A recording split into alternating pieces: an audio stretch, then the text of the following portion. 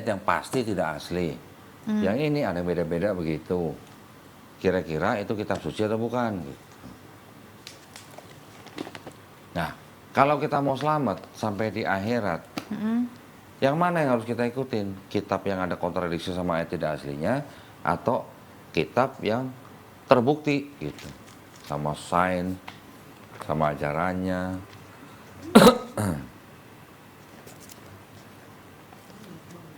Lo mau nggak bacain gitu? Baca doang, nggak usah pakai bismillah. Baca ini pakai bismillah. Haleluya. Mau nggak bacain? Mana sini kok? Lucu nih, ini bagus nih. Lu dengerin aja ya. Baca-bacain ya. Tapi lu harus baca ya. Iya, baca beneran kok. Masa baca ini sih? Enggak cuman baca doang, Angel. Angel dengerin aja. Tuh yang warna kuning nih. Dan lak-lak. Baca yang bener dong. Enggak mau bacanya. Ngeri. Disensor ya? Gua minta tolong banget deh. Emang mau ditayangin? Dan lak-lak dan kuntul sejenisnya. Dan meragai dan keluang. Sekarang yang ini warna kuning juga. Cuman baca doang. Itu kita apa? Sama Elai juga. Ini lebih jelas. Dan lak-lak dan sejenisnya. Jorok ya. Iya. Dan Corok meragai dan keluang. Dia cuman baca doang loh. Nah.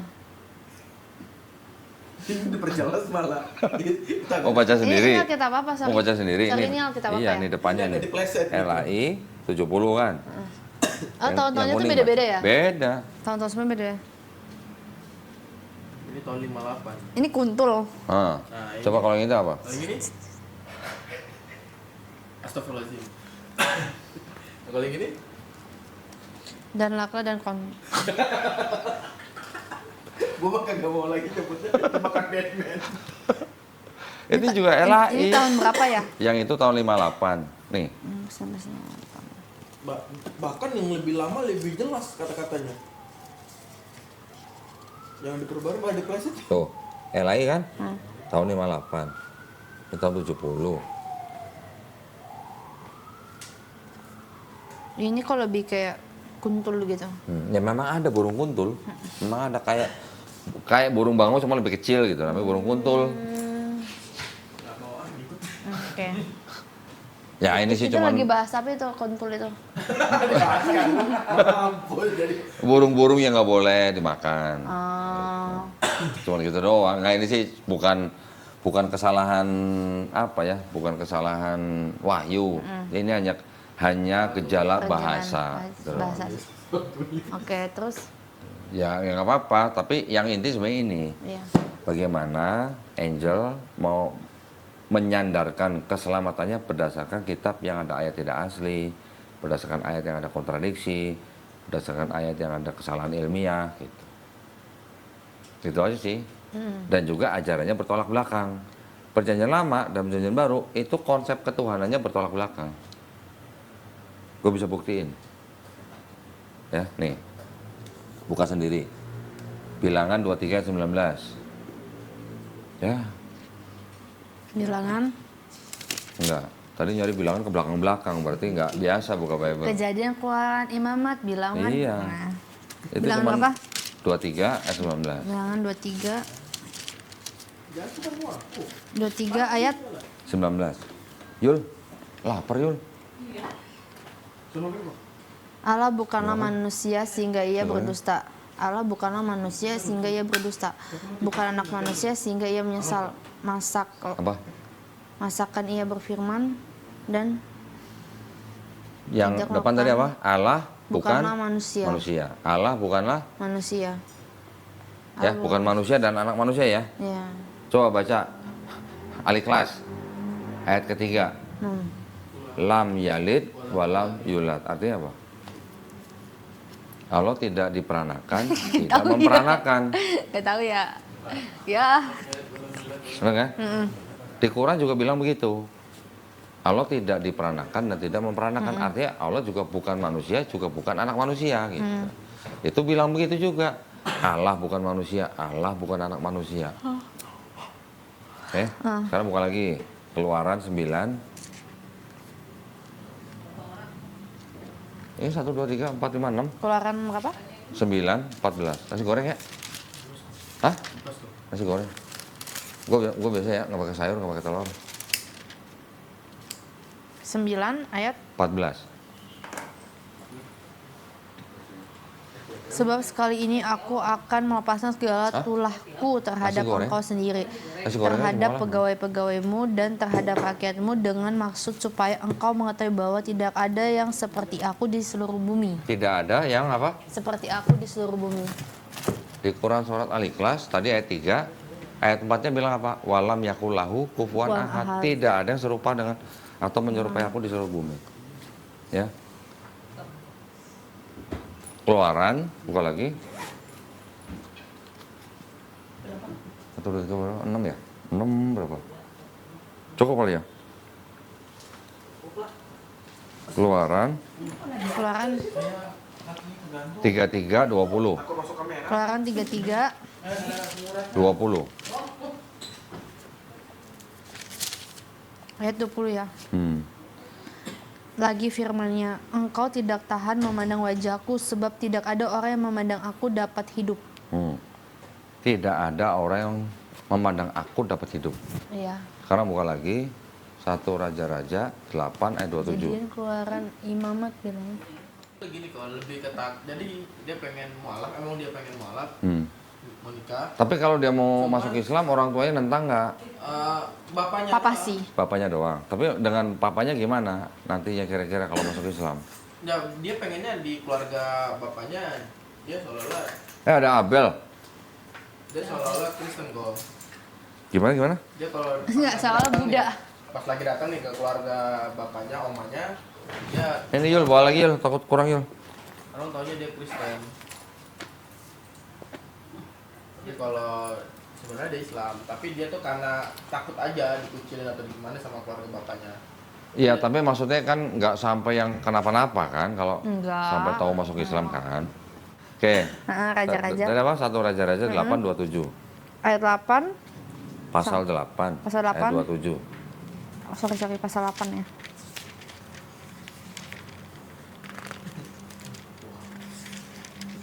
Ayat 27. Hmm.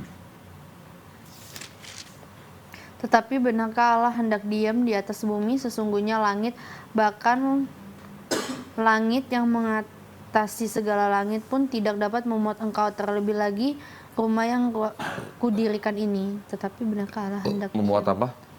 Sesungguhnya langit, bahkan langit yang mengatasi segala langit pun tidak dapat memuat engkau. Engkaunya itu N-nya huruf gede berarti Tuhan. Tuhan. Terlebih lagi rumah yang kuhadirkan ini. Langit yang menguasai segala langit aja nggak muat, apalagi rumah Tuhan di bumi. Maksudnya gitu kan? Sekarang buka lagi Hosea 11 ayat 9. Kol Hosea. Hosea. Hmm. Hosea. Ya, ada komat-komat dulu. Aku sekarang pakai Alkitabnya yang ini. Komat kamit. Hosea itu perjanjian lama nih dia Hosea. Ini semua perjanjian lama. Ya. Gua tunjukin lu semua di perjanjian lama. Hosea berapa? Kalau dia tuh selalu 11. pendapat gini kok dia ngomong ya, perjanjian lama beda sama perjanjian baru. Ya, emang udah. beda. Iya, makanya sekarang gua buktiin. Ya, Hosea Kalau berapa? beda kenapa dijadiin satu maksudnya? Buat belajar aja. Oh, buat belajar. Berarti kan kontradiksi. Nanti gua tunjukin kontradiksinya. Hosea berapa? 11.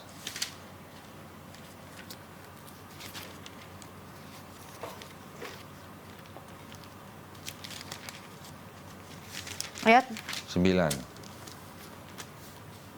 Aku tidak akan melaksanakan murkaku yang bernyala-nyala. Itu tidak akan membinasakan Efraim kembali. Sebab aku ini Allah dan bukan manusia, yang kudus di tengah-tengahmu, dan aku tidak datang untuk Bukan manusia ya. menghanguskan. Bukan manusia ya. Ya. Buka lagi Ayub.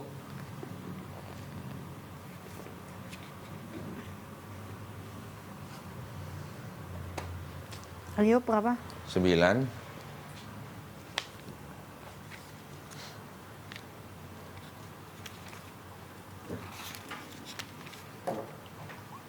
Ayub 9. 32. Ayat 32 ya. Karena dia bukan manusia seperti aku, sehingga aku dapat menjawabnya. Mari bersama-sama menghadap pengadilan. Buka lagi Ayub 37.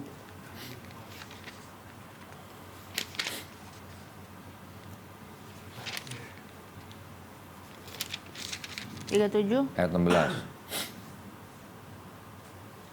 Tahukah engkau tentang melayangnya awan-awan, tentang keajaiban-keajaiban dari yang maha tahu? Siapa yang maha tahu? Tuhan. Tuhan. Berarti Tuhan bukan manusia, Tuhan bukan anak manusia. Tuhan tidak ada yang serupa dengan Tuhan di seluruh bumi. Tuhan tidak dapat muat di dalam langit yang menguasai segala langit. Ya, terus lagi apa tadi? Tuhan bukan manusia lagi. Tuhan maha tahu, ya kan? Sekarang buka Maliaki 3 ayat 6.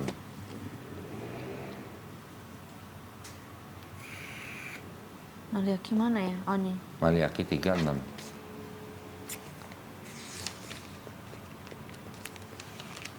Zakaria. Maliaki. Nah, itu tuh yang udah ada Nah, ini. Nah, itu.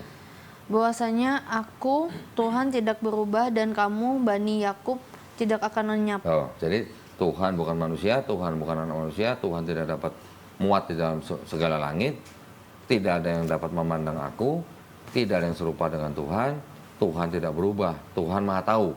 Oke, itu adalah sifat-sifat Tuhan nih ya. Iya. Bagaimana ceritanya? Tiba-tiba Tuhan bisa jadi Yesus. Nah, kontradiksi nggak menurut Angel gitu aja. Sedangkan Yesus sendiri nggak pernah ngaku Tuhan.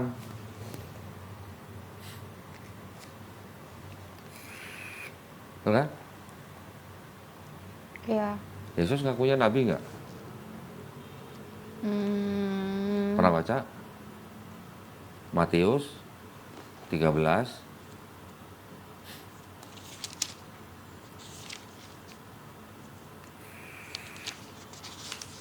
13 57. ayat 57. Nah, Lalu mereka kecewa dan menolak dia. Maka Yesus berkata kepada mereka, seorang nabi dihormati di mana-mana kecuali di tempat asalnya sendiri dan di rumahnya. nah, itu Yesus lagi ngomongin Yesus siapa ditolak di kira-kira? Nazaret. Baca dari perikopnya. Yesus ditolak di Nazaret. Hmm.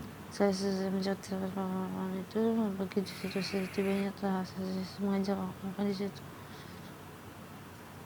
Dari manakah perolehnya hikmat yang kuasa yang mengadakanmu di masjid itu? Bukanlah ia anak tukang kayu? Bukankah ibunya bernama Maria dan saudara-saudara Yakobus, Yusuf, Simon dan Yudas? Dan bukanlah saudara-saudaranya perempuan sama dengan kita? Jadi dari mana diperolehnya semua itu? Lalu mereka kecewa dan menolak dia. Jadi Maka- Yesus lagi ngomongin siapa? Terus lagi ngomongin Nabi. Iya, yang dimaksud nabi itu oleh Yesus siapa? Yesus. Yesus sendiri. Berarti Yesus kan sebenarnya mengisyaratkan bahwa dia juga seorang nabi sebenarnya kan? Betul nggak? Orang lain nyebut Yesus nabi bukan? Yohanes 4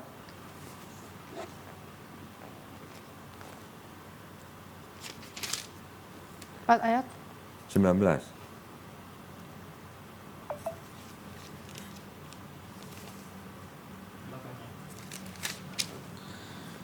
kata perempuan itu kepadanya Tuhannya sekarang kata perempuan itu kepadanya Tuhan nyata sekarang kepadaku bahwa engkau seorang nabi. Nah, orang Kata lain nyebut perempuan itu Yesus juga kepadanya Tuhan nabi kan? nyata sekarang kepadaku bahwa engkau Sekarang, tadi kelewat di Matius juga ada lagi tuh. Matius 21.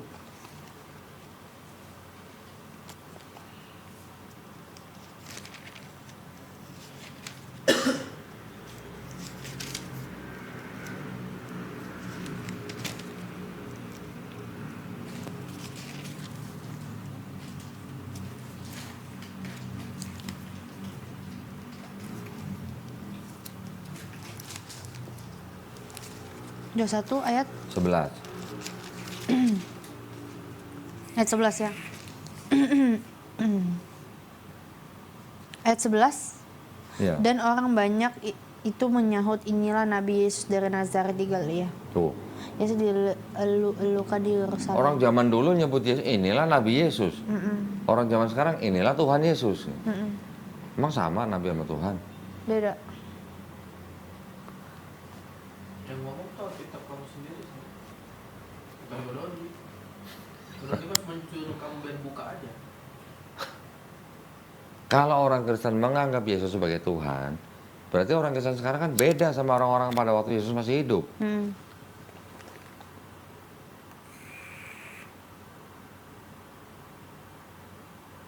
Yang mengangkat Yesus sebagai Tuhan, itu kan Paulus. Kalau lu nggak mengaku dengan mulut lu, Yesus itu adalah Tuhan dan Juru Selamat yang sudah mati di atas kayu salib, menebus dosa kalian, kalian nggak akan selamat. Kalau Yesus ngajarinya, kalau lu nggak taubat dan menjadi seperti anak kecil, lu nggak akan masuk surga. Kan beda. Sekarang buka lagi Yesaya.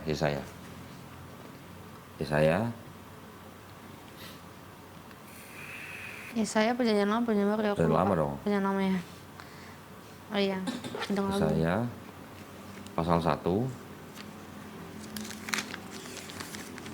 1 ayat 16 sampai 18. Itu perikopnya apa? bertobat lebih baik daripada mempersembahkan korban. Nah, coba baca ayatnya 16 sampai 18. Basuhlah, bersihkanlah dirimu, jauhkanlah perbuatan-perbuatanmu yang jahat dan depan mataku. Berhentilah berbuat jahat, belajarlah berbuat baik, usahakanlah keadilan, kendalikanlah orang kejam, belalah hak anak yatim, perjuangan perkara janda-janda, marilah baiklah kita berkara. Firman Tuhan, sekalipun dosamu merah seperti kirmizi akan menjadi putih seperti salju. Sekalipun berwarna merah seperti kain kesumba, akan menjadi putih seperti bulu domba. Nah, judulnya bertobat lebih baik daripada mempersembahkan hewan kan? Ya, Berhentilah berbuat jahat, belajarlah berbuat baik, kendalikan orang kejam, usahakan keadilan. tapi gimana dengan seperti perintah Allah di perjanjian baru? Nggak ada yang salah, jangan ada Tuhan yang lain di hadapan Tuhan, Iya. di hadapan Allah. Salahnya di mana? Itu konsep ketuhanan. Ini konsep keselamatan. Walaupun dosa kamu semerah kirmizi, bisa jadi putih seperti salju. Jikalau dosamu merah seperti kain kesumba, akan menjadi putih seperti bulu domba. Kalau bertobat. Yesus juga bilang, kalau lu nggak tobat, lu nggak masuk surga. Sedangkan di situ juga bilang apa? Walaupun dosamu merah seperti kirmizi, akan menjadi putih seperti salju. Kalau baca Yesaya 1 ayat 16 sampai 18, kira-kira menurut Angel, perlu nggak ada orang yang harus mati di atas kayu salib? Dosa merah seperti kirmizi bisa putih seperti salju. Secara logik ya. Secara duniawi nggak perlu. Nggak perlu. Bangsa Niniwe pernah dengar kan? Hah? Bangsa Niniwe pernah dengar kan? Niniwe pernah dengar. Nabi Yunus. Iya, Nabi Yunus. Nabi Yunus diutus ke Niniwe. Heeh. Dia melenceng, naik kapal, kena badai, Badai. diundi, diceburin ke laut, dimakan Ikan ikan. paus. Nggak tulisan ikan paus, ikan besar. Ikan besar. 3 hari dimuntahin masih hidup. Iya. Baru dia tobat, dia balik ke Niniwe kan. Iya. Bangsa Niniwe diperingatin sama Nabi Yunus kan. Terus bangsa Niniwe bertobat. Diampuni nggak dosanya? Diampuni. Diampuni. Perlu nggak ada orang yang harus mati di atas kayu salib? Nggak perlu. Nggak Itu yang yang Niniwe itu di perjanjian lama atau perjanjian Perjanjian baru? lama. Perjanjian lama. Di kitab Yunus. Oke. Jadi di kitab perjanjian lama tidak ada konsep orang harus menanggung dosa orang lain. Sekarang buka lagi Ulangan 24. Ini kok, aku potong. Di konsep di pikiran Angel ini kok, perjanjian lama tuh salah, maka adanya perjanjian baru. Jadi Kenapa Enggak, dia? aku nggak bilang salah. Tunggu. Benar. Kenapa orang Kristen tidak mau pakai hukum yang ada di perjanjian lama? Kenapa kira-kira Jal? Karena perjanjian lama tuh gini sih, lebih tepatnya perjanjian lama itu perjanjian baru itu menggenapi perjanjian lama sih. Menggenapi Bukan aja. mengenapi. Kan tadi saya bilang, Paulus di Efesus 2 ayat 15 bilang, Yesus yang mati di atas kayu salib itu sudah membatalkan hukum Taurat. Jadi yang ada di dalam otak orang Kristen, perjanjian lama itu udah nggak berlaku lagi. itulah. Gitu. Betul nggak? Benar. Makanya selalu nanya ke Koko, ini perjanjian lama ya, ini perjanjian lama. Selalu dia berprinsip tuh, Yang membatalkan Paulus. Yang menurunkan Taurat siapa menurut Angel? Yang menurunkan Taurat kepada Nabi Musa. Paulus ya. Terus, Sorry, Tuhan. nah iya, Tuhan yang menurunkan Taurat. Iya. Ini Paulus siapa kok berani-beraninya bilang Yesus membatalkan gitu loh. Iya, iya. Maksud saya gitu. Ulangan 24 24 ayat 16. tentang perceraian. Belum dong perceraian aja. Bukan. Aku kan ya, sorry. Tentang melindungi sesama manusia. Coba baca ayat 16. Ayat 16. Janganlah ayah dihukum mati karena anaknya. Janganlah juga anak dihukum mati karena ayahnya. Setiap orang harus dihukum mati karena dosanya sendiri. Nah, Angel, kalau bapaknya ngerampok bank, mau nggak Angel yang di penjara? Enggak. Enggak. Di situ juga bilang, seorang ayah tidak menanggung kesalahan anaknya, seorang anak tidak menanggung kesalahan ayahnya. Gimana ceritanya seorang Yesus yang tidak berdosa harus mati menanggung dosa angel? Ketetapan lagi, muter lagi ntar, ya kan? Buka lagi Yeskiel. Yeskiel, nama adik aku. Hah? Nama adiknya Hizki. Yeskiel Regan. Yeskiel pasal 18 18 ayat ayat 20. 20. Orang yang berbuat dosa itu yang harus mati. Anak tidak akan turut menanggung kesalahan ayahnya dan ayah tidak akan turut menanggung kesalahan anaknya. Orang benar akan menerima berkat kebenaran dan kefasikan orang fasik akan bertanggung atasnya. Sama kan tadi sama Ulangan 24:16. Yang berdosa itu yang mati. Tapi kalau yang berdosa bertobat, dosanya seperti kirmizi bisa jadi putih seperti salju.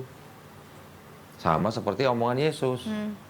Yesus bilang, aku datang bukan untuk membatalkan hukum Taurat, tapi untuk menggenapi.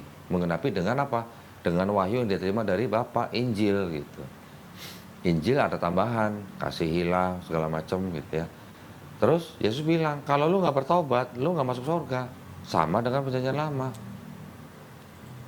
Berarti intinya tuh nggak seharusnya ada pengorbanan Yesus di kayu salib gitu ya.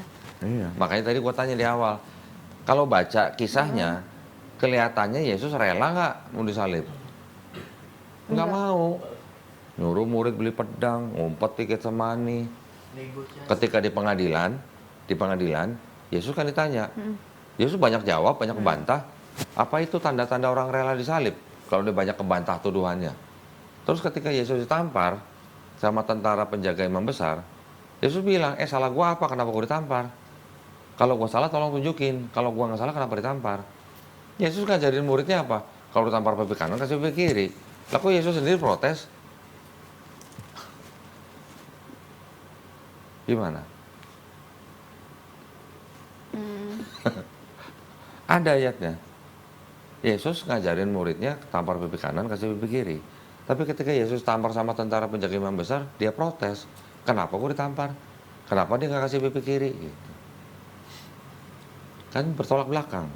Berarti dalam satu Bible itu ada kebenaran tapi juga ada kebatilan gitu, campur gitu. Kontradiksi ada, ayat tidak asli ada. Ayat yang istilahnya konsepnya bertolak belakang juga ada. Jadi ayat itu malah perang sendiri gitu. Belum lagi nanti ada Paulus dengan Yesus ajarannya beda. Tapi kalau dibandingin dengan Quran, ajarannya Nabi Muhammad SAW ada yang beda nggak sama Yesus? Nggak ada. Nggak ada yang beda. Coba sekarang boleh tanya soal Islam apa? Gua nanti bisa buktiin paralel sama Bible.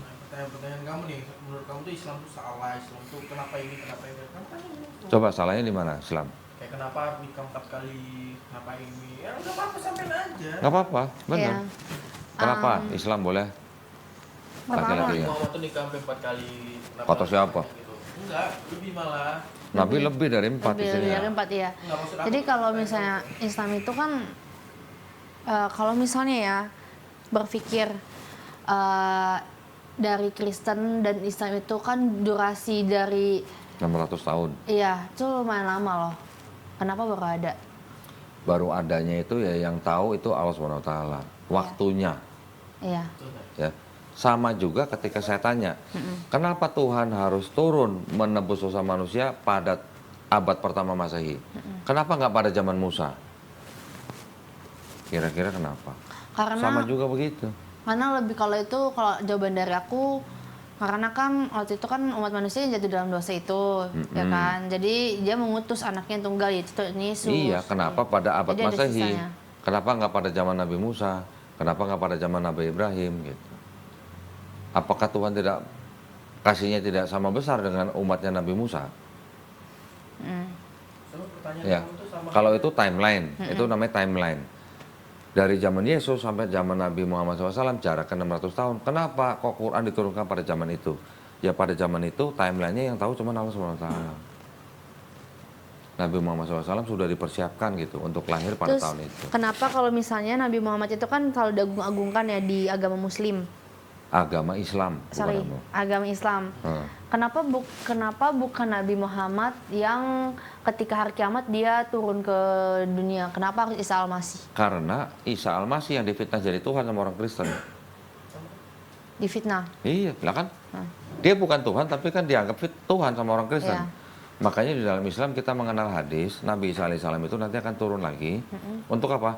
Membunuh Dajjal. Dajjal itu adalah Al-Masih yang palsu. Nanti akan mematahkan salib dan membunuh babi. Kalau membunuh Dajjal ini arti literal. Tapi kalau mematahkan salib dan membunuh babi ini arti kiasan. Yang hubungannya sama salib dan babi apa? Siapa? Kristen. Kristen. Ya udah itu jawabannya. Untuk membantah fitnahan Kristen terhadap Apakah ada di Al-Quran itu sendiri? hadis. Di hadis. Ada di hadis. Nah, bedanya sama Bible, Bible ini kan satu buku begini, ini yang menjadi sumber hukum Kristen. Di luar ini diterima nggak sama gereja? Enggak. Enggak. Buku-buku apokrifa kan banyak, Enggak, ya kan? Nggak diterima. Enggak ada terima. Tapi kalau di Islam, sumber hukum itu ada 4. Yang pertama Quran, yang kedua hadis tapi yang sahih. Sahih tahu ya? Otentik maksudnya. Keasliannya. Asli gitu, nggak kayak itu tadi pas itu tidak asli gitu nggak diterima sama orang Islam. Yang ketiga kesepakatan para ulama, ijma ulama. Yang keempat kias itu hukum analogi perbandingan gitu. Ini urutannya, yang paling tinggi Quran, kedua hadis sahih, ketiga ijma ulama, baru kias. Hadis yang diterima pun tidak boleh bertentangan dengan Quran. Kalau ada hadis bertentangan sama Quran walaupun dianggap sahih itu pasti ditolak gitu. Jadi seolah-olah Quran itu adalah undang-undang, petunjuk pelaksananya ada di hadis. Undang-undang kan nanti ada petunjuk pelaksanaan biasanya, peraturan pemerintah kah, peraturan gubernur kah, itu biasanya petunjuk pelaksanaan untuk menuju ke undang-undang itu. Jadi Quran itu undang-undangnya, hadis itu adalah petunjuk pelaksanaannya. Di Quran disebutkan, lu sholat sehari 5 kali ya, gitu. Caranya gimana? Ikutin Nabi. Di Quran di Quran juga disebutin, taatilah Allah, taatilah Rasul. Untuk taatilah Allah adalah untuk iman, taatilah Rasul untuk teknisnya gitu. Sholat subuh berapa rakaat, sholat zuhur berapa rakaat, sholat asar dan seterusnya. Kalau zakat bagaimana, kalau puasa bagaimana, yang ngajarin Nabi. Jadi Nabi jadi teladan gitu buat umat Islam. Apa yang dilakukan Nabi itu tertulis di dalam hadis sahih. Itu yang diikutin sama kita. Sumbernya begitu, urutannya begitu. Kalau lu nikah gimana, maharnya bagaimana, itu semua ada di hadis sahih. Jadi Quran itu bukan buku catatan sipil gitu. Nabi punya istri siapa, Nabi ini disunat apa enggak. Bukan begitu Quran konsepnya. Quran adalah sebuah buku petunjuk gitu. Petunjuk secara umum. Detailnya hadis sahih. Oke. Jadi di agama Islam itu menjamin nggak kalau kita masuk surga? Ada nggak kejamin? Ada nggak itu kejamin? berarti termasuk taatilah Allah, ya kan? Tadi di Quran kan disebutkan begitu. Allah SWT sendiri udah berfirman, barang siapa yang mulutnya memelihara la ilaha illallah, urusannya surga. Urusannya surga. Sampai di ujung napas dia la ilaha illallah, makanya orang Islam kalau mau mati ditalkinin. Tahu ya, ditalkinin ya, dibisikin kupingnya la ilaha illallah. Coba sekarang cobain ya, cobain. Ini bukan mancing, bukan. Mulutnya Angel nggak usah ditutup, tapi coba ngucapin la ilaha illallah. Nggak usah ditutup bibirnya, coba bisa nggak? Maksudnya gimana? Maaf gitu. Ya ngomong la ilaha illallah, tapi mulutnya nggak usah ditutup. La ilaha illallah. Bisa nggak? Bisa. Tuh. Orang yang lagi sakaratul maut, yang udah mau mati, nggak bisa nutup mulut aja masih bisa ngomong la ilaha illallah. Itu bukti kemurahan Allah SWT supaya orang yang mau bertobat dia masih bisa mengucapkan la ilaha illallah. Ajaib nggak kira-kira? Kira-kira kan sederhana sebenarnya. Orang yang udah mau mati aja bisa ngomong la ilaha illallah walaupun mulutnya nggak ketutup. Jadi kalau di Islam, orang yang memelihara mulutnya la ilaha illallah, dia pasti masuk surga. Nah, konsep penebusan dosanya ya di Islam itu nggak ada yang orang harus mati di kayu salib. Dosa itu urusannya manusia dengan penciptanya. Di Islam antar sholat aja ini ada bacaan yang bisa menghapus dosa sebelumnya. Gitu. Jadi dari sholat ini ke sholat ini, nanti di sholat ini baca ini, dosa antara sini sampai sini hapus, diampunin. Habis sholat ini, yang di sini baca surat ini misalnya, dosa antara ini sama sholat sebelumnya dihapus. Nggak usah sampai urusannya ke belakang-belakang, cuman urusan antar sholat aja diampuni gitu.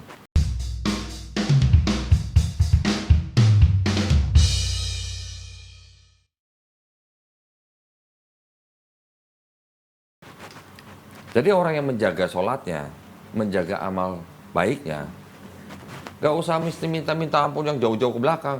Antar sholat aja diampunin gitu. Itu malah lebih, apa namanya, jadi kita terjamin di antara dua sholat gitu. Ya. Konsepnya begitu. Dan konsepnya di Islam gini, setiap manusia yang lahir, setiap manusia itu sebenarnya fitrah. Fitrah itu artinya apa? Bukan suci ya, bisa sih suci tapi kurang tepat. Fitrah itu artinya sifat asalnya. Sifat asalnya manusia itu sebenarnya muslim. Ingat ya, tadi muslim artinya apa? Orang yang berserah diri kepada penciptanya. Angel dulu lahir jadi bayi bisa apa? Kan nggak bisa apa-apa. Berserah diri kepada penciptanya. Penciptanya melahirkan Angel ke dunia ini untuk menjadi manusia kan dari bayi. Besar karena dititipkan orang tuanya. Tapi ketika Angel lahir di keluarga yang bukan Islam, nanti yang menjadikan Angel orang Kristen kan orang tuanya. Betul kan? Orang itu menjadi Yahudi, Nasrani, atau Majusi karena orang tuanya. Tetapi nanti ketika orang itu mengenal Islam, menerima Islam, sampai dia memeluk Islam, dia sebenarnya bukan pindah agama, tapi dia kembali ke fitrahnya. Setiap manusia fitrahnya muslim. Sifat dasarnya muslim. Muslim adalah orang yang berserah diri kepada penciptanya. Konsepnya. Jadi bukan berarti kalau misalnya ada orang Islam berbuat dosa, ya pasti neraka.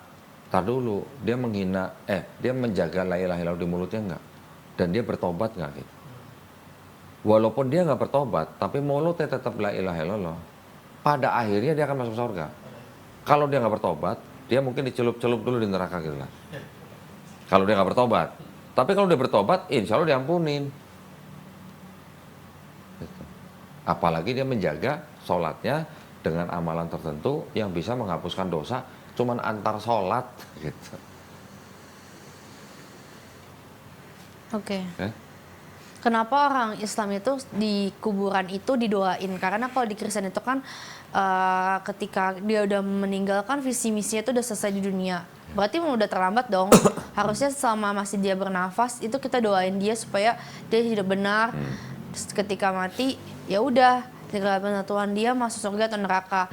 Nah di Islam itu kan orang Kristen berziarah itu cuma berziarah, nggak didoain. Bahkan acara pemakaman aja tuh penghiburan, bukan berdoa atau kayak gimana. Nah, kenapa di Muslim itu harus didoain? Orang Islam ketika berziarah, dia berdoanya bukan kepada si mayit. Iya. Dia berdoanya kepada Tuhan. Nah, ketika orang sudah meninggal, itu kan sudah terputus amalannya. Iya, betul. Sudah terputus amalannya. Tapi ada satu amalan, kecuali nih ya maksudnya, orang yang sudah meninggal, amalnya sudah terputus, kecuali apa? Doa anak yang soleh. Doa anak yang soleh ini bisa istilahnya apa ya? Membuat si ahli kubur ini nyaman di sana, diampunin dosanya, gitu loh. Doa dari manusia yang masih hidup nih. Tapi kalau orang tuanya misalnya bukan Islam, si manusia yang Muslim ini yang ziarah kepada orang tuanya yang sudah meninggal, dan orang tua bukan Islam, si anak ini nggak boleh doain walaupun dia berdoa kepada Allah SWT. Nggak boleh doain. Karena orang tuanya bukan Islam. Jadi konsepnya orang Islam berdoa di kubur, itu bukan berdoa kepada ahli kuburnya, tapi berdoanya kepada Allah SWT. Untuk mengampuni dosanya si mayit, untuk melapangkan kuburnya gitu. Dan nggak ada salahnya. Salahnya di mana? Salahnya kalau menurut kita agak aneh aja karena kan nyawanya udah Betul. diambil Tuhan. Betul. Ibaratnya ya udah nih gue ambil gitu kan. Kenapa rohnya udah diambil, terus kenapa masih doain? Harusnya selama dia masih hidup di dunia. Makanya kan kalau di Kristen itu tuh apa namanya, ada ayatnya tuh perjalananku sudah selesai Ya. gitu kan. Apa ya? Di Kristen ada nggak kata syafaat? Syafaat, doa syafaat ada. Pernah dengar? Pernah ada. Apa bedanya doa syafaat sama kita berdoa kepada Tuhan untuk keluarga kita yang Syafaat sudah itu meninggal? lebih kayak doa rame-rame. Iya. Heeh. Tapi artinya syafaat apa tau nggak? Nggak tahu. Sama juga, bisa masuk ke dalam konteks mendoakan orang yang sudah meninggal, tapi kita berdoanya kepada Tuhan, bukan kepada yang meninggal. Iya, Itu namanya syafaat. emang betul. Emang doanya tuh kepada Allah buat Iya. ini kan orang yang udah meninggal ini. Iya. Sama, kurang lebih sama. Itu namanya syafaat. Jadi kalau orang mati itu dia meninggalkan dosa jariah sama amal jariahnya. Mm-mm. Di Islam tuh yang kalau dibilang amal jariah, tuh contohnya begini. Misalnya saya bangun masjid. Selama masjid ini dipakai sama orang Islam lain untuk beribadah, saya dapat pahala. Tabungan saya pahalanya nambah terus itu. Di Islam konsepnya begitu. Nah, yang istilahnya mendoakan untuk saya yang sudah membangun masjid itu, boleh nggak? Ya boleh. Supaya apa? Supaya saya bertambah-tambah lagi kenikmatan, kenyamanan di sana. Nggak ada salahnya.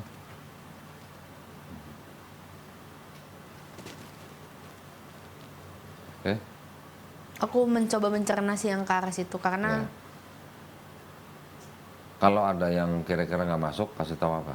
Coba nanti. Nanti kita bisa diskusin lagi. Jadi pertama Yesus menikah. Oke, Gini. sepakat. Gini, sorry sebentar. Saya potong ya. Kalau di Bible itu tidak tertulis Yesus menikah, kita nggak perlu ngomong Yesus menikah, nggak usah. Kalau tadi saya mengatakan bahwa tradisi Yahudi itu seorang rabi harus menikah, itu hanya tradisi. Jadi hanya indikasi. Tapi saya nggak berani ngomong kalau Yesus menikah karena di Bible dia nggak tertulis. Saya hanya berani ngomong kalau di kitab itu tertulis. Makanya saya mencoba fair. Gitu. Saya tidak mau menyerang tanpa dasar. Tapi kalau di Islam, kita memahami hampir semua nabi-nabi itu menikah. Hampir semua. Dan poligami. dan poligami itu Dan disahkan. poligami. Karena ditulis ayatnya, dan nabi dan istri-istrinya. Gitu. Nah, pertanyaan dia lagi kok, kenapa diperbolehkan? Apa Nah, alasannya? gini. Itu kan pertanyaan kamu. Mau Sebelum jawab. saya jawab, Daud istrinya berapa? Nggak tahu. Banyak. Ya. Salomo istrinya berapa? 700. Istrinya 700. Gundiknya 300. Jadi 1000 orang. 1000 orang. Ketemunya Salomo tuh kalau 1000 dibagi 365 berapa? 2 tahun lebih ya berarti ya. Berarti satu orang istri atau gundiknya itu ketemu Salomo tuh 2 tahun lebih baru ketemu. Kalau 1000 orang. Kalau sehari ketemunya satu istri loh. Ya. Sekarang Nabi Musa poligami nggak? Nggak tahu. Poligami. Aku nggak tahu sejarahnya itu. Ada. Istri yang keduanya itu orang Kus dari Afrika. Abraham poligami nggak? Hah? Nabi Abraham nggak tahu. Kan ada Sarah, ada Hagar. Oh iya, poligami. Hagar punya anak Ismail, Sarah punya anak Ishak. Poligami nggak? Poligami. Bahkan ada satu lagi istrinya namanya Keturah. Heeh. Jadi Yakub poligami nggak? Poligami, istrinya Kenapa laki-laki bisa poligami, cewek nggak bisa poligami? Nah, itu pertanyaan bagus. Tapi gua gua selesaiin dulu ya. Ya. Bahwa yang namanya poligami itu sebenarnya bukan murni ajaran Islam, bukan murni ajaran Islam. Islam datang bukan untuk mengajarkan poligami, tapi untuk membatasi poligami. Sebelum Quran diturunkan, orang bisa menikahi wanita berapapun yang mereka mau. Ya kan tadi kayak Salomo bisa 1000, Nabi Daud bisa berapa puluh. Yang lain tuh nggak ada batasannya gitu. Tapi ketika Quran diturunkan, dibatasi cuma 4. Ya. Dan itu pun syaratnya berat. Gitu. Kalau lu nggak bisa adil, nikahilah satu saja. Di Bible ada nggak kata-kata nikahilah satu saja? Nggak ada. Di seluruh kitab suci, di seluruh dunia, nggak ada yang bilang nikahilah satu saja kecuali Quran. Jadi jangan salah, poligami di Islam itu, Islam turun untuk mengatur poligami, bukan untuk menginisiat poligami. Poligami sudah ada dari ribuan tahun sebelum Quran diturunkan. Oke. Terus tadi apa tadi? Iya, Kenapa perempuan tidak nggak bisa boleh? poligami? Oke, sekarang Oh, gini. makasih. Sekarang gini. Ketika ada laki-laki punya istri 4, satu istri ini suaminya kan 1. Ketika punya anak, anak si istri ini jelas nggak bapaknya siapa? Jelas, walaupun suami 1 istri 4, dia punya anak, bapaknya jelas nggak siapa? Jelas dong, cuma 1 suaminya kan? Apa? Ya lakinya, ayahnya cuma 1. Jadi kalau ini punya anak 2, jelas bapaknya si ini. Yang ini punya anak berapa? Jelas bapaknya ini. Semuanya juga begitu. Tapi ketika satu wanita, suaminya 4, ketika punya anak siapa? Bapaknya yang mana? Jelas nggak? Itu alasannya.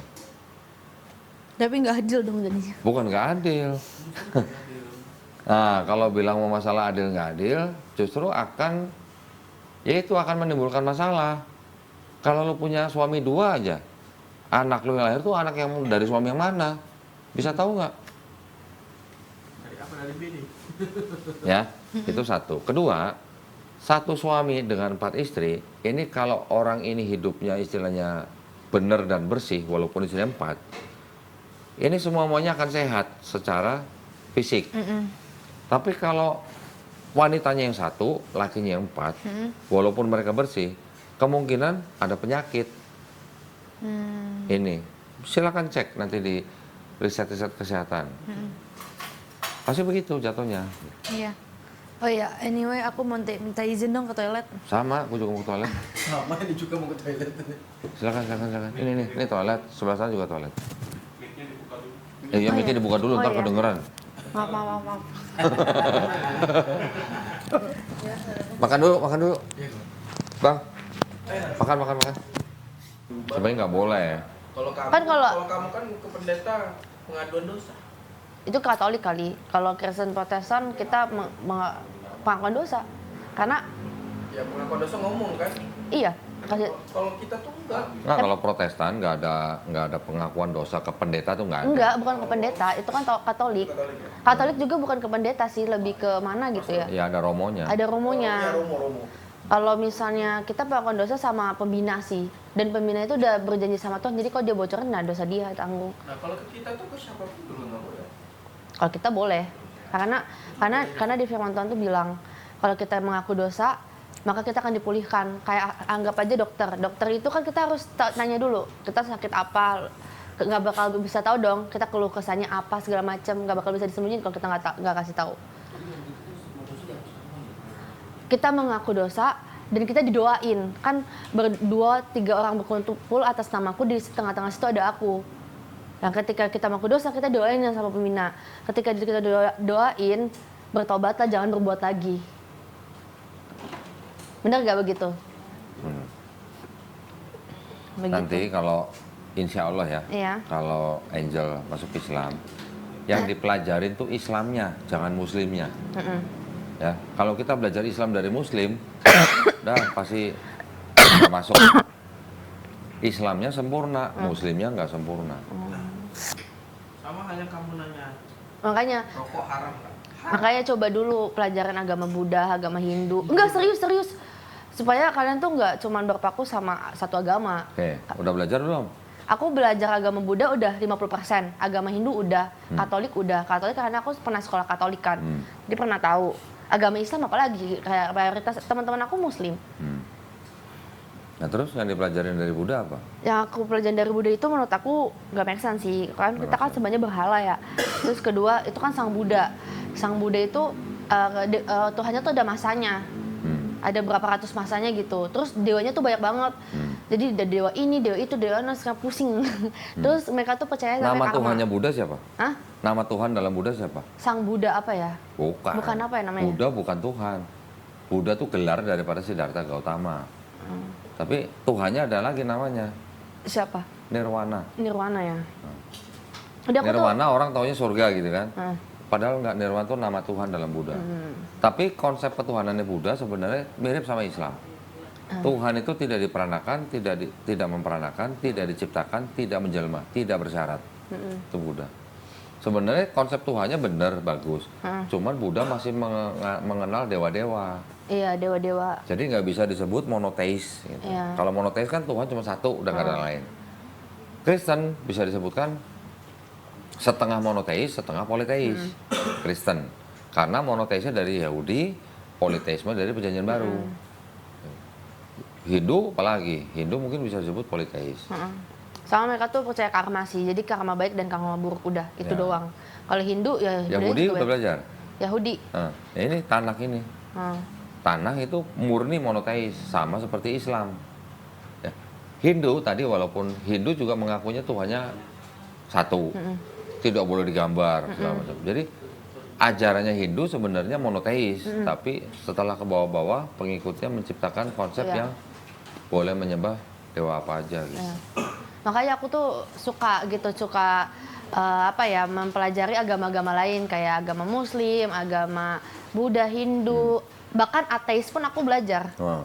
Kenapa ada ateis? Asal mulanya tuh kenapa? Sekarang dari semua itu, yang resikonya paling kecil agama apa? Dalam hal apa? Dalam hal keselamatan. Dalam hal keselamatan, resiko paling kecil yang Resiko paling kecil yang agama nggak bisa apa? selamat gitu. Yang bisa selamat. Yang bisa Yang selamat. nggak rugi lah gitu. Ataupun kalau rugi, ruginya paling kecil gitu. Agama apa kira? Yang bisa menjamin sih di agama Kristen. Menjamin. Iya. Oke. Karena kan kalau di Islam itu ya Allah berikanlah aku jalan yang lurus. Sedangkan di Kristen itu akulah jalan kebenaran dan hidup. Oke. Tidak Sekarang jalannya bangsa Israel ketika Nabi Musa siapa? bagaimana?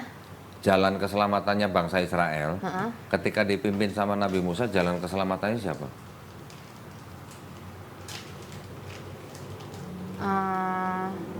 Nggak tahu. Oh nggak tahu. Lah kan pemimpin bangsa Israel pada waktu itu kan Nabi Musa, Iya. yang mengajarkan supaya bangsa Israel selamat. Ya keluar dari tanah Mesir itu ya. Enggak, yang mengajarkan kalau bangsa Israel mau selamat masuk surga, yang mengajarkan siapa? Bahasa Israel mengajarkan Dengan Tauratnya. Nabi Musa. Nabi Musa. Berarti Nabi Musa jalan kebenaran buat bangsa Israel pada saat itu nggak? Enggak. Kok enggak? Lah kalau nggak ada Nabi Musa yang mengajarkan Taurat, bangsa Israel selamat nggak? Nabi Musa itu diutus Tuhan. Sama, Yesus juga diutus Tuhan. Aku diutus hanya untuk domba-domba bangsa Israel. Domba-domba yang tersesat dari bangsa Israel. Angel bangsa Israel bukan? Kalau Kristen bangsa Israel. Bukan. Bangsa Israel dari mana? Kalau Kristen itu berbicara tentang Israel. Berbicara tentang Israel. Tapi Kristen yang sekarang seperti Angel, ini Angelnya orang bangsa Israel bukan? Bukan. Bukan. Yesus diutus hanya untuk domba-domba tersesat dari bangsa Israel. Jadi Yesus bukan diutus untuk Angel. Itulah bedanya. Kalau cuman Yesus bilang akulah jalan dan kebenaran dan hidup, sebenarnya nggak ada yang salah. Bisa diartikan begini nggak? Kan ada ayatnya, tidak ada yang sampai kepada Bapa kecuali melalui aku. Iya. Untuk siapa? Untuk bangsa Israel kan? Jadi kalau bangsa Israel mau selamat, ya harus mengikuti ajaran Yesus untuk sampai kepada Bapa. Jadi Yesus itulah jalan. Jalan, ada tujuan kan? Tujuannya siapa? Bapa. Karena tidak ada yang sampai kepada Bapa kecuali melalui Yesus. Yesus jalannya, Bapa tujuannya. Yang harusnya disembah ini jalannya atau tujuannya? Atau dua-duanya? Jalannya. Kok jalannya? Tujuannya nggak usah disembah. Tujuan akhir. Kayak udah mulai nge-lag nih otak aku nih. Mau sampai ke Bapa atau cuma sampai Yesus? Dua-duanya. Lah kan cuma sampai di jalan, belum sampai tujuan. Misalnya Angel dari sini mau ke Semarang, jalannya lewat jalan tol Cipali gitu. Tujuannya kan Semarang, bukan Cipalinya. Yang mau dituju sama Angel kan Semarang. Tujuannya, iya. Iya, ya harusnya disembah tujuannya atau jalannya. Tujuannya. Nah, jalannya bangsa Israel ketika zaman Nabi Musa, jalannya Nabi Musa.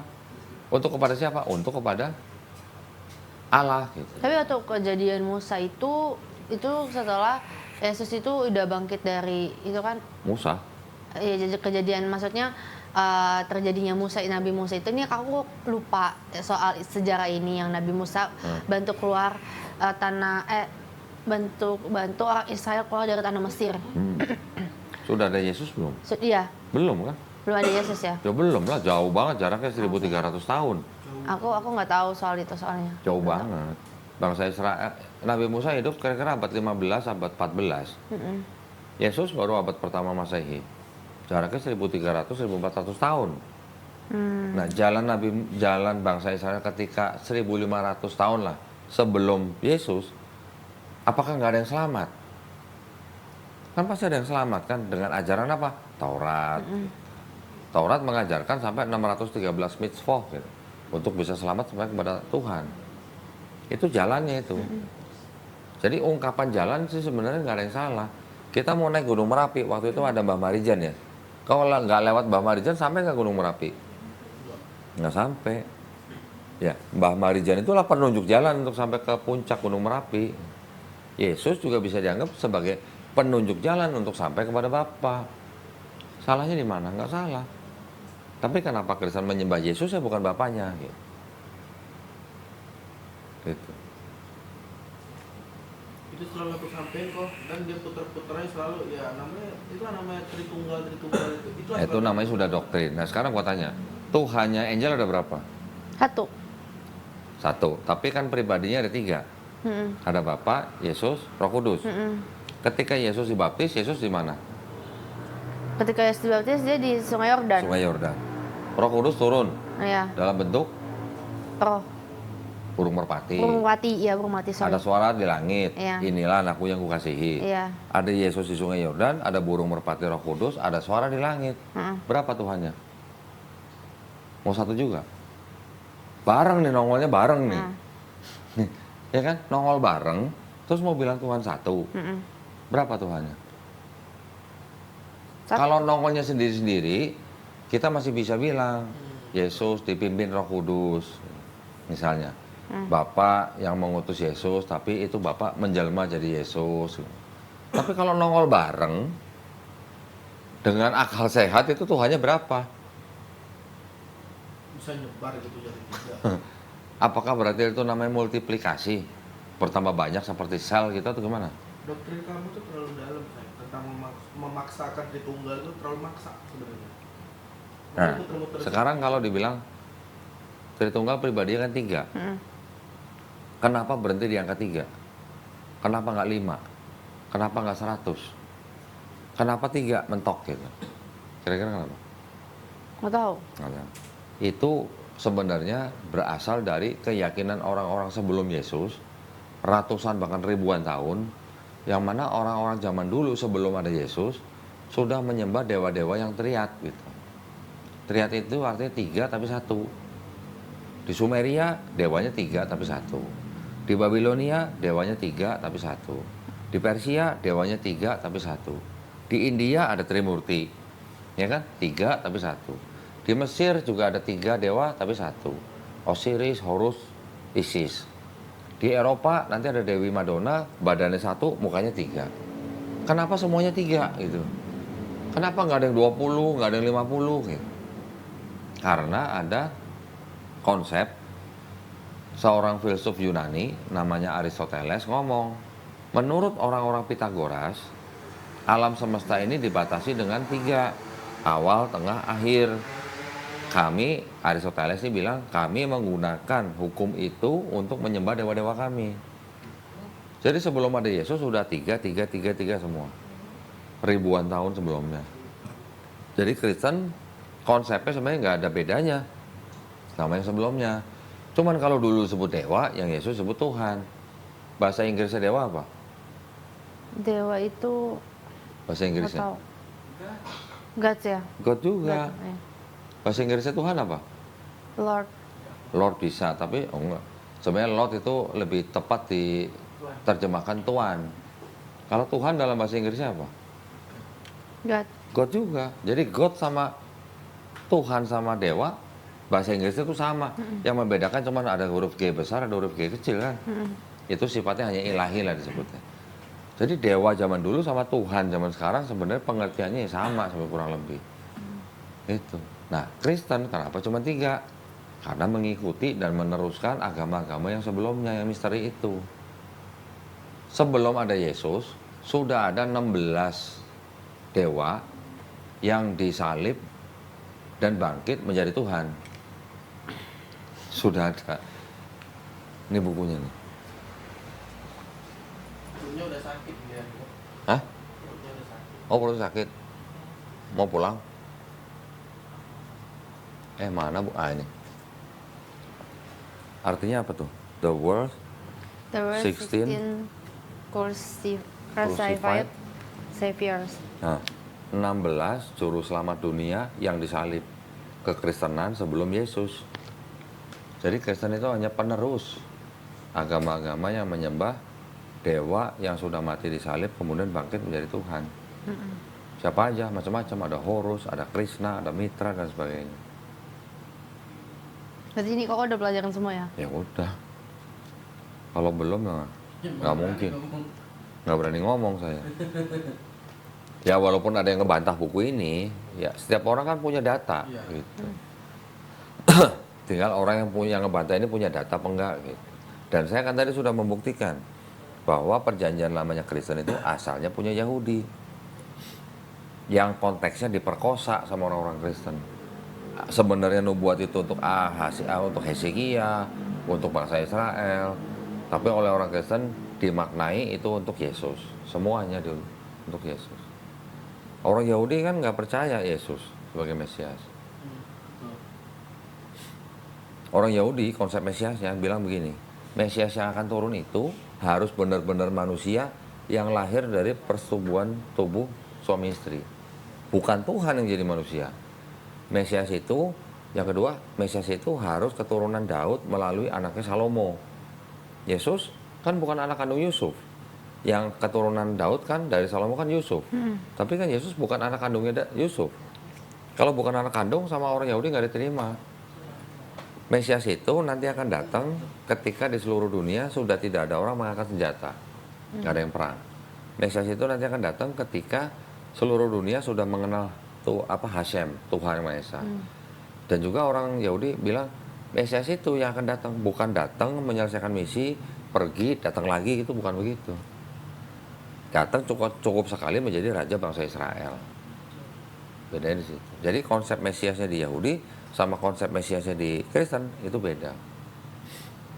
Makanya saya bilang Kristen membaca kitabnya orang Yahudi yang terjemahannya sudah diubah-ubah menjadi Septuaginta, kemudian baru dijadikan kitabnya orang Kristen. Jadi nubuat-nubuat yang dianggap untuk Yesus itu dibantah total sama yang Yahudi. Nah sekarang yang punya kitab Yahudi, berarti yang berhak menafsirkan siapa? Ya harusnya orang Yahudi. Gitu. Makanya saya bilang Kristen memperkosa konteks yang ada di dalam Tanakh menjadi nubuat untuk Yesus. Gitu. Tapi sebelumnya aku pernah debat gak sama pendeta-pendeta atau ahli Taurat lainnya? Banyak. Baru kemarin debat sama pendeta yang udah 13 tahun belajar teologi. Ketika saya sebutin akhirnya dia malah nggak tahu. Malah saya ngasih tahu. Pendeta 13 tahun belajar STT. Terus gimana? Apakah dia mualaf? Enggak, saya kalau debat sama pendeta, saya tidak pernah pengen memualafkan siapa-siapa. Di Islam kita punya konsep hidayah. Itu yang punya cuma Allah SWT, bukan kita. Seorang pendeta bisa saya permalukan dari kitabnya sendiri. Tapi apakah dia langsung terima hidayah? Enggak, belum tentu. Pendeta hidupnya udah enak, ibaratnya begitu. Perpuluhan udah gede. Saya nggak menargetkan pendetanya untuk jadi muslim, enggak. Kalau dia masuk Islam, alhamdulillah. Enggak juga nggak apa-apa, yang penting kita sudah memberitahu. Yang nanti nonton debat, yang masuk Islam gara-gara nonton debat saya, banyak. Udah banyak. Datang ke sini bersahadat karena nonton video debat saya. Orang yang nonton dengan hati yang kosong, artinya hati yang terbuka, nggak pakai baju Kristen, nggak pakai baju Islam.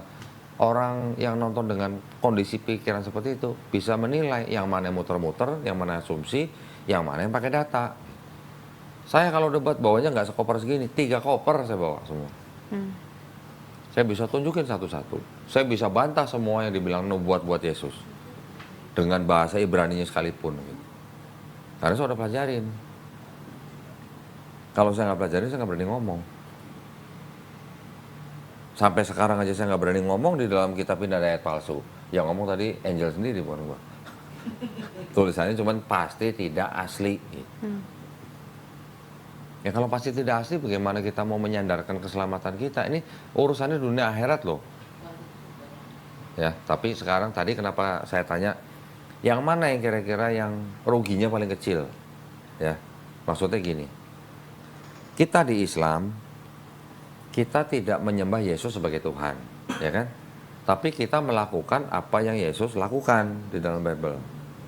Kalau nanti kita mati, ternyata Yesus Tuhan, kita ruginya di mana?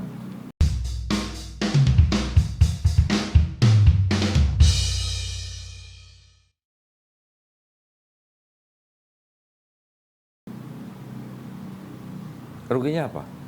Kita nggak nyembah Yesus, tapi kita melakukan apa yang Yesus lakukan. Dan kita menyembah Tuhannya Yesus. Kalau kita mati, ternyata Yesus Tuhan. Ruginya kita di mana? Bisa dibilang nggak ada ruginya kan? Tapi ketika orang Kristen sepanjang hidupnya menyembah Yesus sebagai Tuhan, malah tidak melakukan apa yang Yesus lakukan, ketika mati ternyata Yesus bukan Tuhan. Bakal nangis bombay nggak gitu? Rugi badan. Bakal minta dibalikin lagi jadi manusia nggak? Itu maksudnya. Jadi saya bilang, di seluruh agama, yang resikonya paling kecil ya Islam. Karena kita hanya melakukan apa yang diperintahkan, menjauhi apa yang dilarang. Gitu. Tidak menyembah selain Tuhan. Gitu. Sama juga seperti ateis. Kita sudah beribadah, kita sudah sholat dan segala macam. Ketika mati ternyata Tuhan nggak ada. Ya nggak rugi, ruginya di mana? Ruginya cuma sholat, padahal sholat buat badan juga bagus. Seperti orang yoga sebenarnya. Orang ateis sepanjang hidupnya nggak beribadah, ya nggak melakukan apa-apa untuk menyembah Tuhan karena mereka kan nggak percaya Tuhan. Ketika mati ternyata ada Tuhan, rugi nggak? Gitu. Rugi. Rugi karena ketika kita nggak melakukan apa-apa, kita nggak menyembah Tuhan, ternyata ada Tuhan, pasti akan minta dibalikin jadi manusia untuk menyembah Tuhan. Itu makanya maksudnya.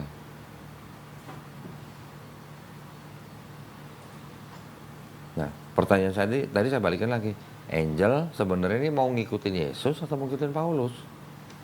Karena saya bisa buktikan ajaran Paulus beda dengan ajaran Yesus. Iya.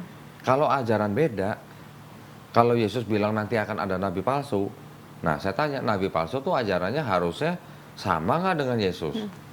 Kalau sama, berarti bukan nabi palsu. Nabi Muhammad SAW ajarannya nggak ada yang beda dengan Yesus. Malah kita yang melakukannya. Sunat juga, nggak makan babi juga, sholat juga, puasa juga, malah dikafani juga. Malah kita juga ikuti baptis. Islam juga dibaptis loh. Gimana caranya? Mandi besar namanya. Kalau orang Yahudi dibaptis nyebur kolam, seluruh tubuh masuk air. Orang Islam gantinya baptis itu untuk dengan mandi besar. Tapi maknanya sama, maknanya hanya untuk penyucian. Misalnya orang najis gitu, orang junub misalnya, habis berhubungan badan suami istri, najis kan, junub, dia cara menyucikan dengan mandi besar. Sama seperti orang Yahudi menyucikan dirinya juga dengan baptis. Tapi orang Kristen baptisnya kan beda maknanya. Ditenggelamkan, yang lama sudah mati, yang baru hidup kembali sebagai pernyataan iman gitu. Kan berarti beda baptisnya Yahudi, baptis Kristen sama baptis ke Islam. Padahal kalau di Islam kita baptis hanya dengan mandi besar, mungkin karena di Arab Saudi susah air gitu. Cukup dengan mandi, gitu. Nggak masuk kolam gitu. Kalau di Arab Saudi banyak air, mungkin ya kita juga akan baptis nyebur kolam. Setiap rumah ada kolam. Beda di situ.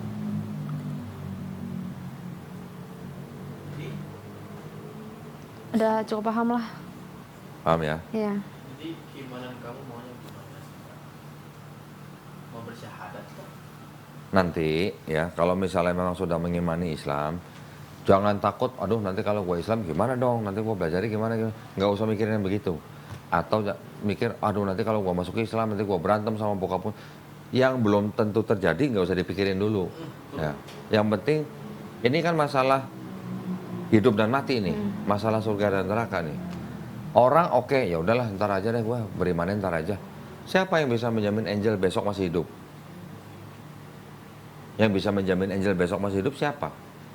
Lu bisa jamin? Nggak berani. Kita semua nggak ada bisa jamin. Kita semua nggak ada yang tahu besok kita masih hidup apa enggak. Ya kan? Tapi ketika kita sudah tahu ada kebenaran, sudah ada pesan-pesannya, sudah ada barang buktinya, terus kita nggak mau beriman, kita belum daftar, udah keburu mati. Nangis bombay nggak itu? Kalau begitu. Sama seperti gini, Angel nih mau diakui sebagai mahasiswi perguruan tinggi tertentu.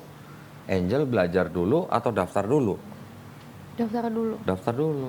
Nah, daftar itu asyhadu alla ilaha illallah. Itu namanya daftar. Gitu. Ketika kita sudah daftar, baru kita belajar, ya kan? Belajarnya juga kan nggak langsung belajar tingkat akhir. Orang masuk kuliah kan pasti belajar semester pertama, semester kedua kan bertahap gitu. Setiap semester ada ujiannya. Setiap apa yang kita pelajarin, kita jalankan, kita diuji. Itu yang namanya perjalanan iman. Sampai nanti kita paling tinggi, kita diuji, tetap la ilaha illallah, lulus. Nah itu gambarannya gitu. Jaminannya tetap surga. Ini kalau kita bicara iman gitu ya. Tapi kalau mau bicara masih senang-senang di dunia, masih takut ini itu, ya monggo. Di dalam Islam tidak ada paksaan. Tapi yang namanya orang beriman, dia menyatakan iman, dia belajar melakukan, menjalankan perintahnya, menjauhi larangannya, step by step.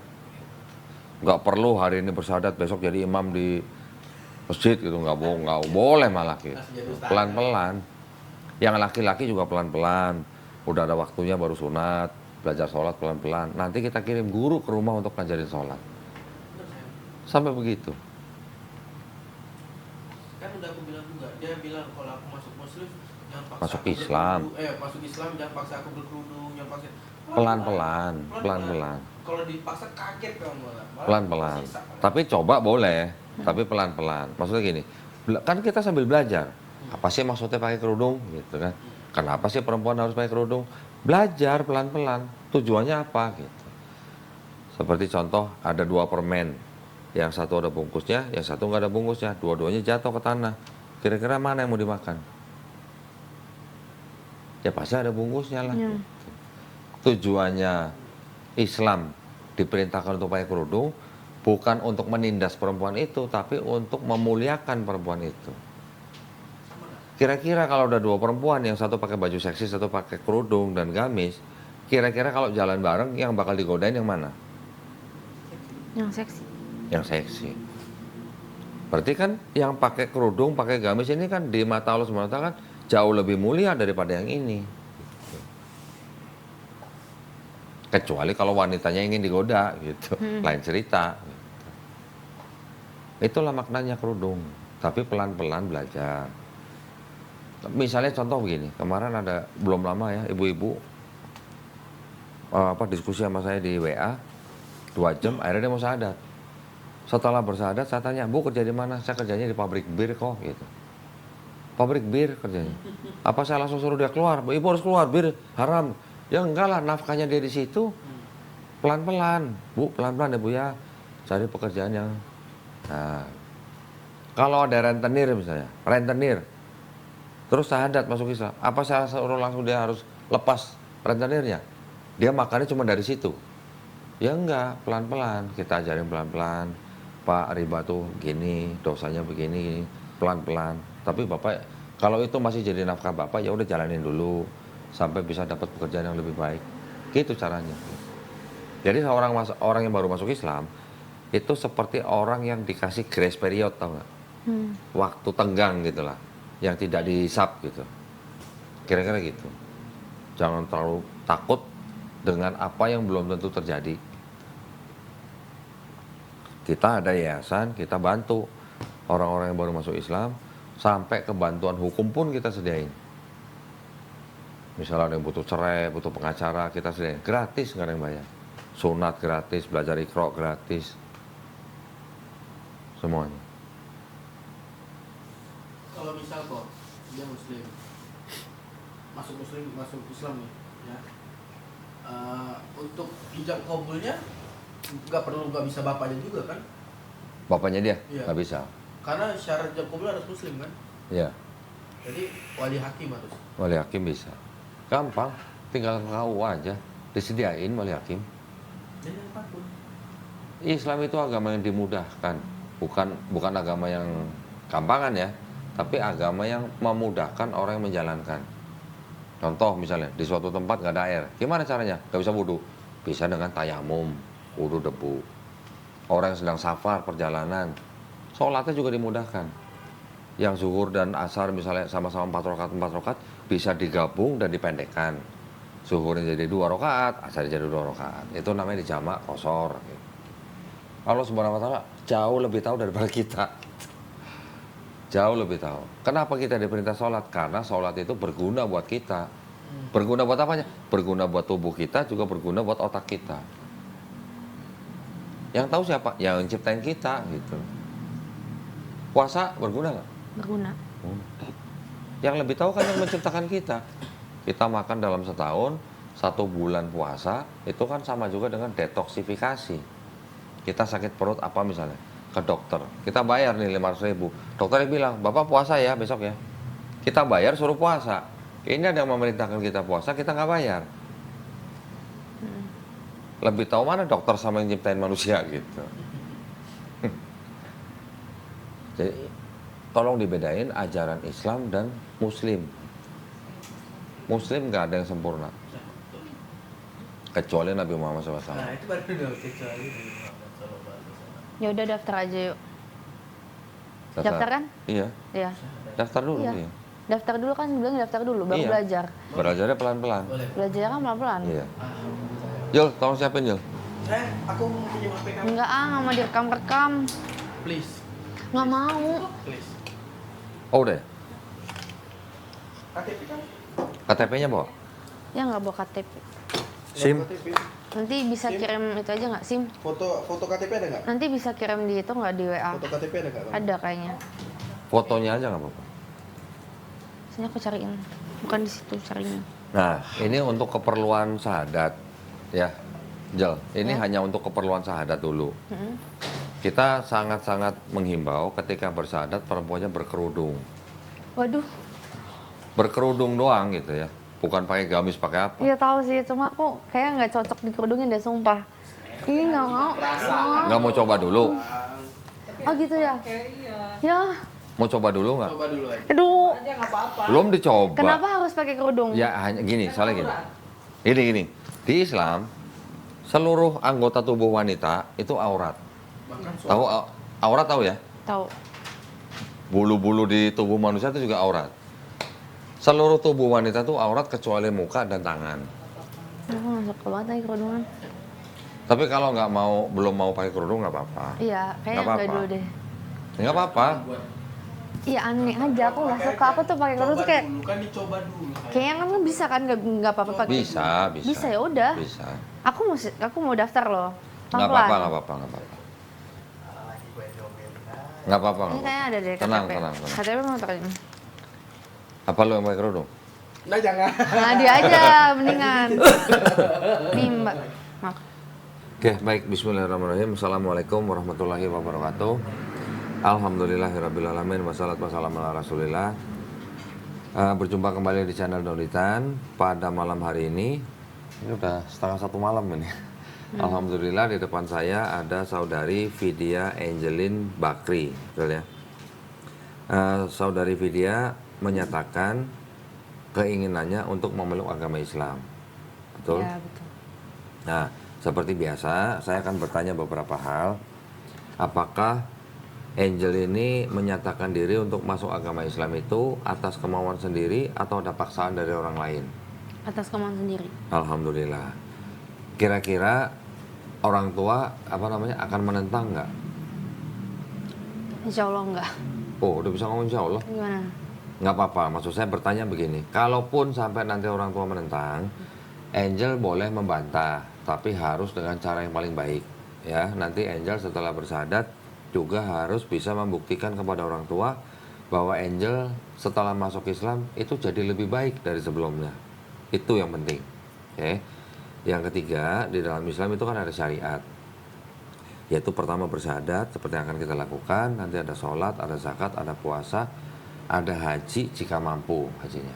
Ya, apakah Angel berjanji untuk berusaha melakukan syarat-syarat ini semuanya dengan baik? Iya. Alhamdulillah, baik.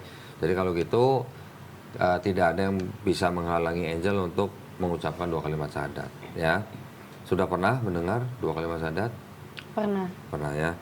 Oke, kalau begitu tolong ikuti 2 kalimat Arab. Nanti kita lanjutkan dalam terjemahan bahasa Indonesia. Oke, Angel tangan kanannya begini. Sini adalah bukti tauhid. Tauhid itu artinya mengesahkan Tuhan, ya, tidak menyekutukan. Oke, ya, ikutin ya. Bismillahirrahmanirrahim. Asyhadu Asyhadu Ashadu alla ilaha alla ilaha illallah illallah wa ashadu wa asyhadu anna anna Muhammadan Muhammadan Rasulullah. Rasulullah. Aku bersaksi Aku bersaksi tiada Tuhan tiada Tuhan selain Allah, selain Allah, dan aku bersaksi dan aku bersaksi Nabi Muhammad Nabi Muhammad adalah adalah utusan Allah. utusan Allah. Alhamdulillah. Alhamdulillah. Angel sekarang sudah seorang muslim. Muslim artinya orang yang berserah diri hanya kepada Tuhan Yang Maha Esa. Ya. Tadi mungkin saya juga belum sempat sampaikan bahwa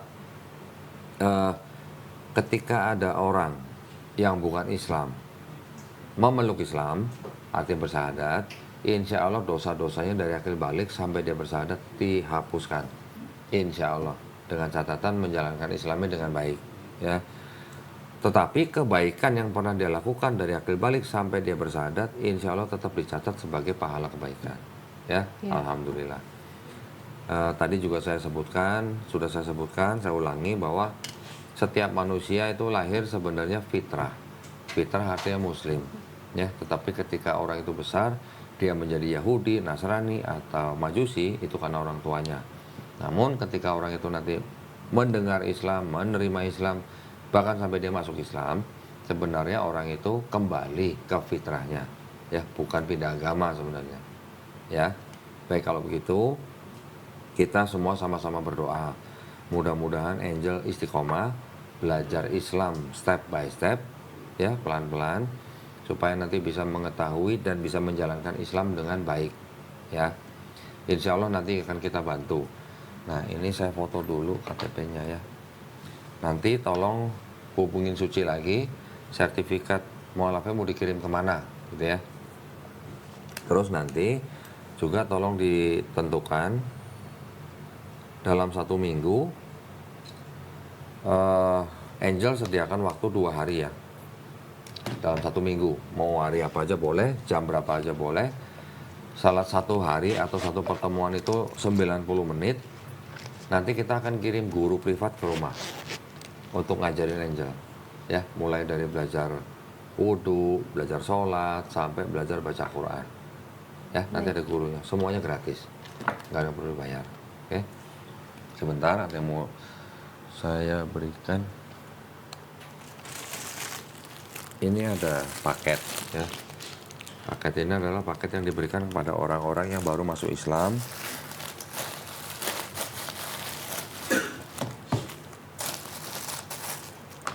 Ini ada buku tuntunan sholat. Nanti sambil menunggu jadwal untuk belajar, ini dibaca.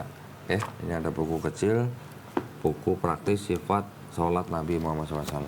Ini ada buku Iqra, nanti yang dipakai untuk ngajarin Angel belajar huruf-huruf Arab, huruf-huruf hijaiyah. Ya.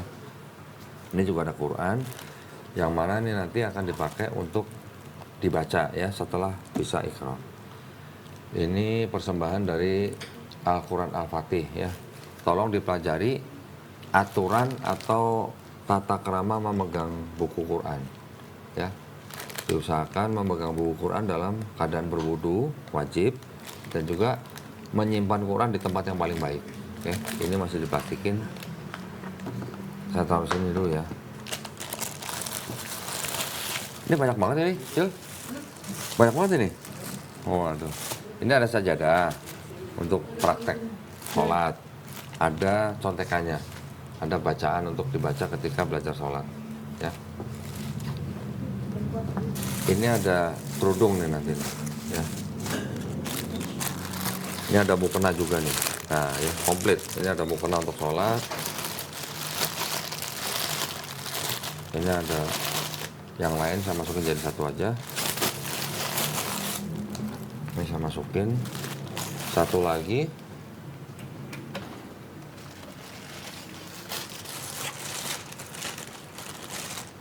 Ini ada sejumlah uang. Ini namanya uang zakat. Ya. Ini jangan dilihat jumlahnya. Ini hanya bentuk kepedulian kita kepada orang-orang yang baru masuk Islam. Karena memang orang baru masuk Islam itu disebut mu'alaf itu adalah salah satu dari 8 kelompok orang yang berhak menerima uang zakat. Ya. Tolong diterima aja dengan baik. Saya masuk ke sini ya. Oke, kalau gitu tolong diterima. Nanti tolong komunikasi dengan admin kita untuk pembinaan selanjutnya ya. Nah, untuk menutup, kita sama-sama berdoa, mudah-mudahan kita semuanya dilindungi dan dirahmati Allah Subhanahu wa taala. Dan juga insya Allah kita dijadikan golongan manusia yang mengikuti apa yang sudah diturunkan Allah Subhanahu wa taala melalui Rasulnya. Ya. Dan insya Allah kita juga menjadi golongan manusia yang menyaksikan keesaan Allah Subhanahu wa taala. Ya. Dan yang terakhir kita berdoa supaya kita semuanya dijauhkan dan dihindarkan dari api dan azab neraka. Ya. Ya, amin ya rabbal alamin. Ada yang mau ditanya? Nggak ada. Cukup ya, nanti belajar pelan-pelan ya. Baik, kalau gitu terima kasih banyak atas perhatiannya para pemirsa. Mudah-mudahan apa yang sudah kita lakukan hari ini diridhoi Allah Subhanahu wa taala. Buat para pemirsa juga yang ingin membantu perjuangan dakwah kami, dipersilakan untuk mengirimkan ke Bank Muamalat dengan nomor rekening 30 30 300 300 ya. Atas nama Yayasan Garda Mualaf Indonesia. Dan bisa konfirmasi ke nomor handphone 0813 7883 0813 9883 7007. Barakallahu fikum, semoga partisipasi para pemirsa diterima di sisi Allah Subhanahu wa taala sebagai amal jariah ya. Amin ya rabbal alamin. Baik, kalau gitu kita pamit undur diri. Akhir kata wabillahi taufiq wal hidayah. Wassalamualaikum warahmatullahi wabarakatuh. Selamat ya, Angel ya. Ya. Belajar pelan-pelan pokoknya. Nanti ada yang nggak jelas, nggak apa, tanya aja. Oke? Alhamdulillah.